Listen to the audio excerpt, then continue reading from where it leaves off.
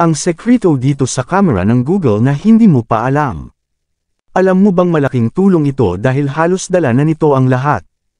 Katulad nito, mag-scan ako ng isang image or screenshot. Tapos i-translate natin sa Tagalog. Tingnan natin kung kaya niyang basahin ang isang text sa picture. Ito ang policy ni Meta tungkol sa intellectual property. Ito ay isang image at English ang nakasulat dito.